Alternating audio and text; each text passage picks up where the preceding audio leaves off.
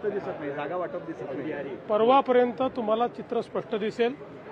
याचं कारण हे स्थानिक स्तरावर होत असतं. स्थानिक स्तरावर त्यांच्या चर्चा चाललेल्या आहेत. काही ठिकाणी महायुती झाली आहे, काही ठिकाणी झालेली नाही आहे. स्थानिक स्तरावरच हे सगळे निर्णय होत आहेत. त्यामुळे परवापर्यंत तुम्हाला चित्र स्पष्ट दिसेल. जागा वाटपाचा काही कलह आहे का? जागा वाटप वरून होतच नाही. जागा वाटप हे जिल्ह्यामध्येच होतं.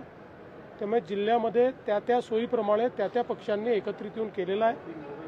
जिथे महायुती शक्य आहे तिथे महायुती झालेली आहे. कुठे 2 पक्षांची युती झालेली आहे, कुठेच युती झालेली नाही. त्याच्यामुळे हे जिल्हा स्तरावरचा छोटी निवडणूक आहे. ही काही मोठी निवडणूक नाही आहे, ही काही राज्याची निवडणूक नाही आहे.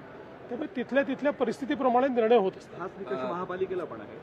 महापालिकेमध्ये वेगळा निकष होतो. याचं कारण महापालिका मोठी शहरं आहेत. त्याच्यामुळे त्या ठिकाणी जिथे शक्य आहे तिथे आमची युती होणार. प्रफुल्ल पटेल असं म्हटलंय की कुणी स्वतःला बाहुबली असं समजू नये. आम्ही अनेकांना निवडून आणलंय.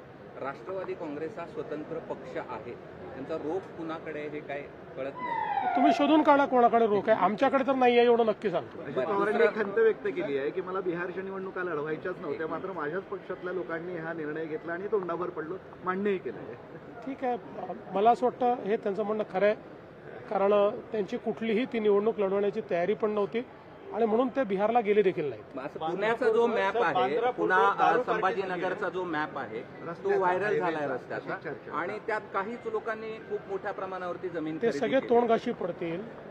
याचं कारण अंतिम मॅप अजून तयार व्हायचा आहे. हा राष्ट्रीय महामार्ग प्राधिकरणाने 3 वर्षापूर्वी केलेली टेंटेटिव्ह अलाइनमेंट ती आहे. आता अलाइनमेंट जी आहे ती MSIDC करते.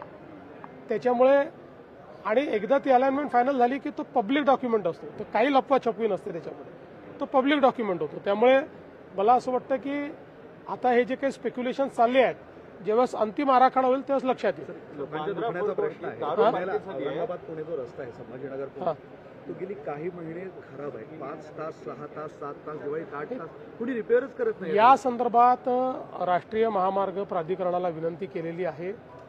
त्यांनी आम्हाला सांगितलंय की ते त्याचं रिपेअर्स हातात घेत आहेत. आपण पत्र लिहिलं होतं, दारू पार्टी झाली आणि त्याला राज्य उत्पादन शुल्क विभागाने परवानगी दिल्याची माहिती त्याचा व्हिडिओ व्हायरल.